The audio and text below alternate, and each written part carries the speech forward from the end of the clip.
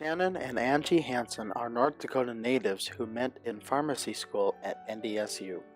After living and working in Alaska for a few years, they returned to North Dakota to be closer to family and for Shannon to help run the family business. Today they are proud parents of Bryn, Owen, and Griffin. Life is full with 2 working parents and 3 kids in a variety of activities.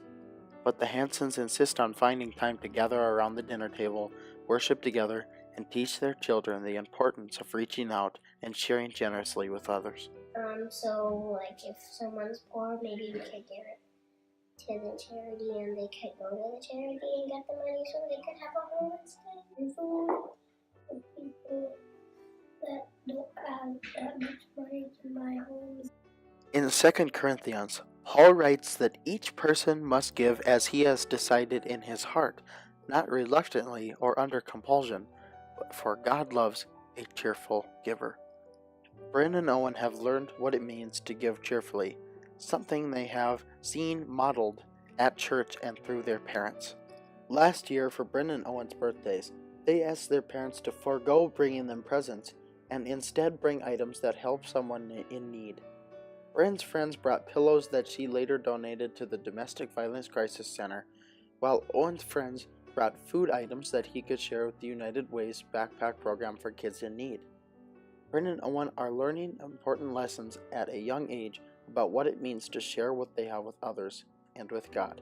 I got pillows, and so we donated them the Crisis and Violence Center. And people that come by there can get a pillow and a blanket and a stuffed animal. And next year on, get presents for cancer people in the cancer center.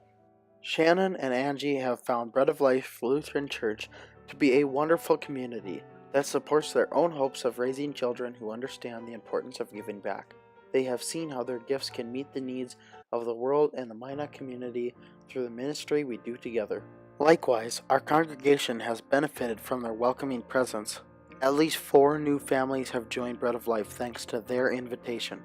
Their active participation and belief in what God is doing among us is inspiring, as is their generous giving to the ministry God is calling us to do. I think it's important for people to realize how much bigger it is than us as individuals or even in our church specifically, but the greater community. There are so many more people that can benefit from whatever it is we have to give. It helps to a degree that we'll probably never know. Church at Bread of Life, I think, have done a great job facilitating what your talents might be to give to the church. Not everybody's are the same, which is great because there's so many different places where things need to be filled in within the church. This church, I found a better way of finding what I feel comfortable doing, maybe finding some talents that I didn't know that I had. Jesus had many teachers in his life, and so do we. People who have modeled faith, kindness, courage, and generosity. For Angie, that person was her mother, Alice. Yes, I can say that I grew up in a small town. You saw generosity all around you. If something went on in the community always rallied together. The church I grew up in, small, went through a huge building phase at one point, and you could just see the generosity of everyone that put towards that effort. And then probably the most generous person that I can point to would be my mom. Whether she was giving of her time,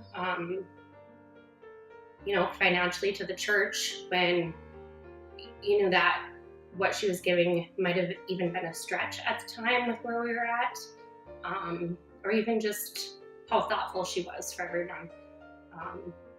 I remember one example being when a friend lost a baby and everyone was doing something right away, and she said, well, I'm not going to do anything for a couple months because a couple months from now they're going to be back to their normal lives and she's not going to be. So that's just kind of the person that she was. Congregation is grateful for the faithful generosity of families like the Hansons.